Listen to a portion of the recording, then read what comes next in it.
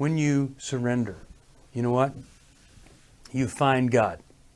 Jeremiah 29 says, you will seek me and find me, and when you seek me with all your heart, I will be found by you. Are you looking for God? Have you ever said, God, help me.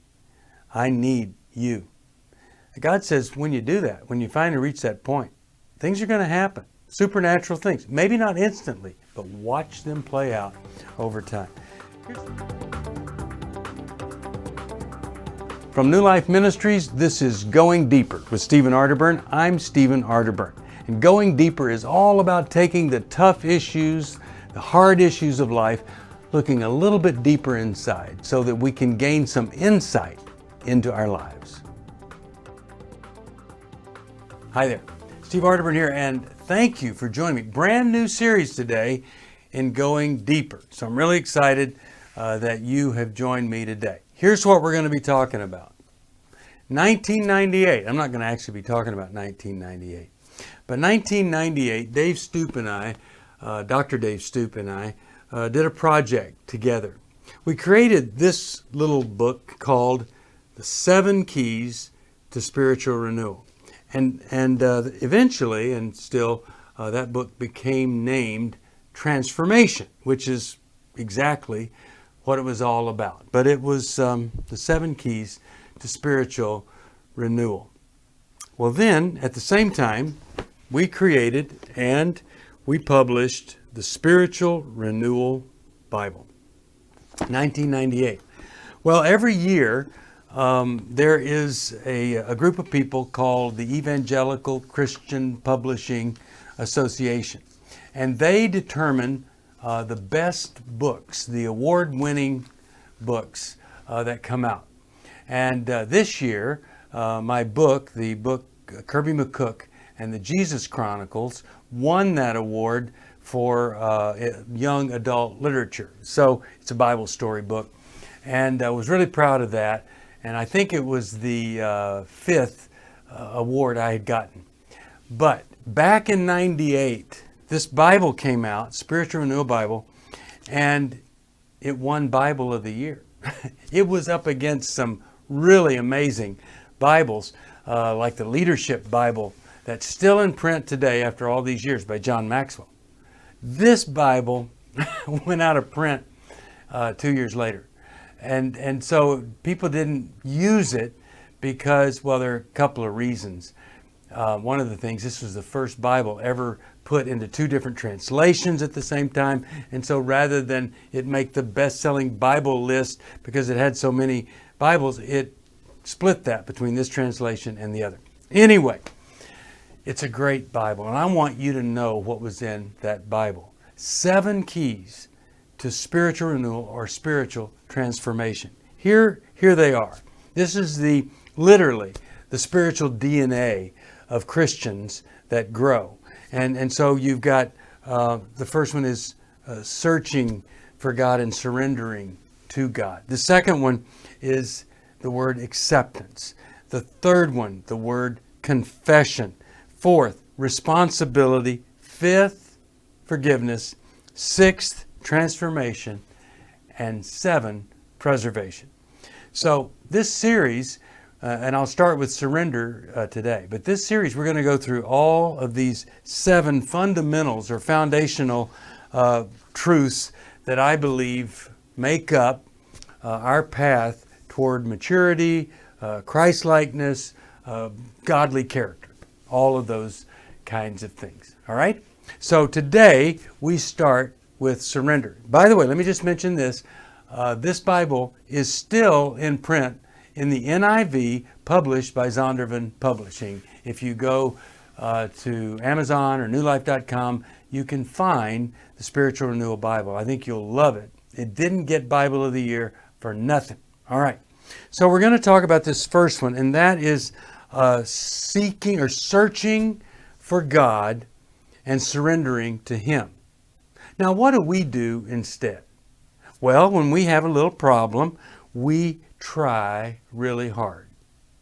If we're tempted by another person, if we're tempted to be unfaithful, we try really hard not to do anything about that. You know, one of the greatest gifts you can ever give yourself is to not ever need to be fascinating to another person. If I'm walking around with a big old hole in my gut and I just need to be fascinating to somebody, here's what's going to happen. I'm probably going to fall into a relationship with anybody that thinks I'm fascinating. So I need to be able to say no. And whatever that hole in my gut is that drives me to be fascinated by someone and be fascinating to someone, I need to deal with that. And you can't deal with that just by trying harder on your own. You don't want anybody to know your secret. Guess what? They're going to find out your secret because it's going to be all over when the thing blows up.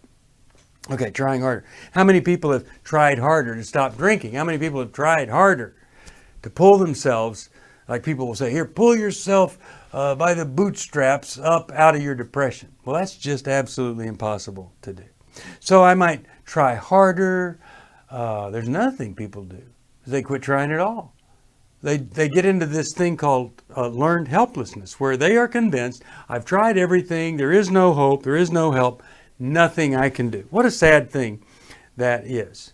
So what we want to do, though, rather than think it's more or it's less, as in nothing, we want to search for God, who says, if you search for me, I will be found by you. We want to search for God, and then we want to surrender to God. Now, listen to this great verse, 2 Corinthians 1, 8 through 9. We were under great pressure, far beyond our ability to endure, so that we despaired even of life. Indeed, in our hearts we felt the sentence of death. But this happened that we might not rely on ourselves, but on God. Boy, I wish it was true in my life that I had realized I needed to rely on God before I tried to do stuff on my own. But after I messed up, after I destroyed my life, somebody else's life, I sure was ready to rely on God and not myself. Isn't it sad that sometimes we have to lose so much before we realize I am not surrendered to my God? A lot of people surrendered to their lust, their addiction, their obsession, their compulsion. And you really can't ever deal with that until you surrender to God. Now, surrendering isn't giving up. In fact, it's just the opposite. Really what surrender is cooperating with God to make the changes that I need to make. When you surrender, you know what? You find God. Jeremiah 29 says, you will seek me and find me, and when you seek me with all your heart, I will be found by you. Are you looking for God? Have you ever said, God, help me. I need you. God says when you do that, when you finally reach that point, things are going to happen. Supernatural things. Maybe not instantly, but watch them play out over time. Here's something else you find when you surrender to God. You find strength. Listen to this great verse. Isaiah 40, 31. But they that wait upon the Lord renew their strength, and they shall mount up with wings like eagles. They shall run and not be weary. They shall walk and not faint. You know, it's like this. We see those ever-ready battery commercials with the bunny and all that. And you know, we have this like self-battery. You know, it's on our back, and we think it's so big and powerful, and we can do anything with it. God has kind of a little bit more powerful battery. And when we dump this thing that doesn't keep on going forever, we can then accept God's power into our lives. That's true surrender. Something else, not just strength when I surrender, I get wisdom. Call to me and I will answer you and tell you great and unsearchable things that you do not know. That's Jeremiah 33:3. Well, that's a pretty great thing to find, is this wisdom that we can get and knowledge of God's will. Jeremiah is so powerful, and of course one of my favorite passages, you may have heard me quote it before, Jeremiah 6:16. He says, "Stop at the crossroads and look around. Search for the old godly path.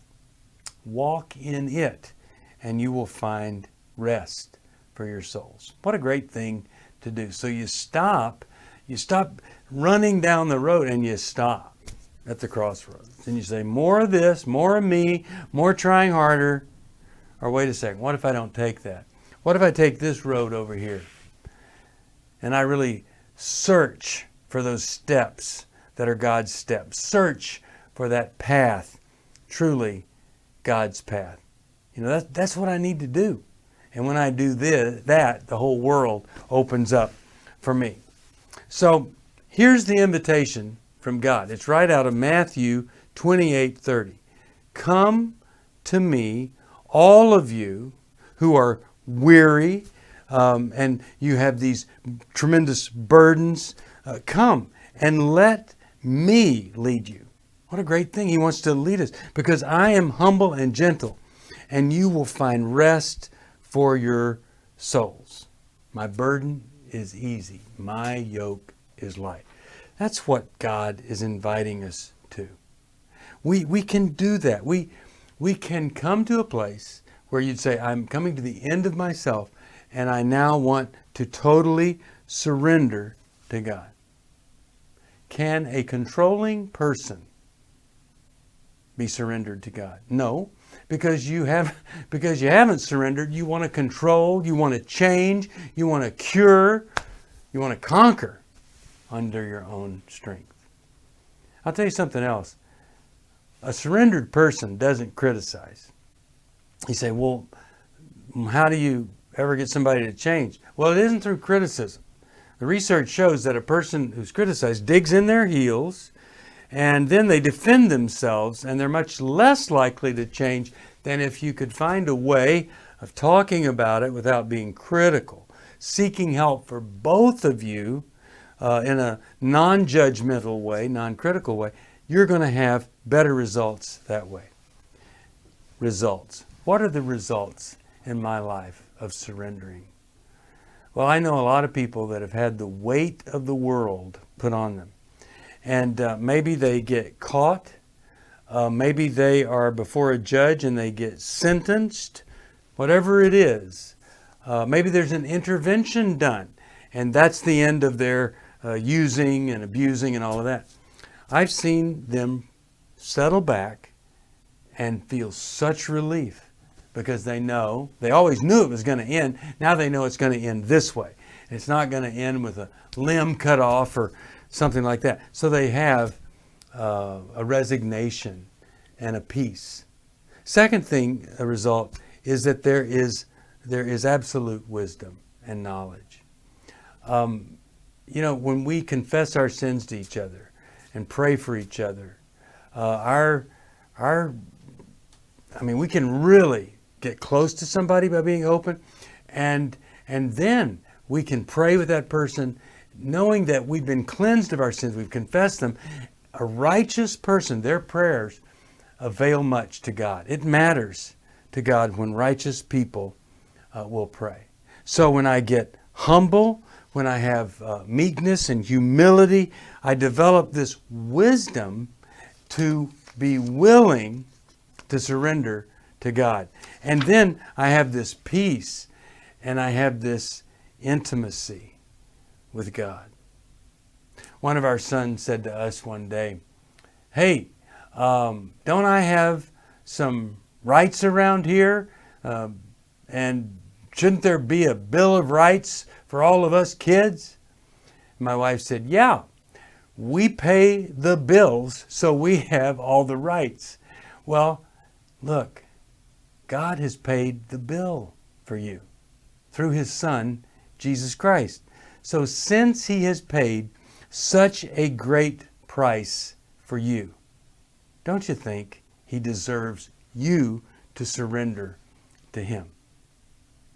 I've lived a life of independence, and it has resulted, just like it says, there is before every person a very wide and pleasant road that seems so right, but always ends in death and destruction. That's what's happened for me. But when I've surrendered to God daily, once and for all, and then daily, life opens up for me. Well, I've been talking about the 7 keys to spiritual renewal, or what it means to transform your life. And if you want any help with that, you can always call us at New Life, 1-800-NEWLIFE. Now, tomorrow, if you'll join me again, we're going to do this second thing. What do we do after we surrender? And that powerful concept is the concept of acceptance. I'll talk to you then about acceptance. Thank you for joining me for Going Deeper. I hope something I've said may have helped just a little bit. If you have a question you'd like me to answer or comment, just email me at stevesocial@newlife.com. I'll see you next time. If you want to support Going Deeper with Stephen Arterburn, be sure to subscribe so you never miss another episode. And if you know someone who would benefit from this episode, be sure to share it with them. See you on the next Going Deeper with Stephen Arterburn from New Life Ministries.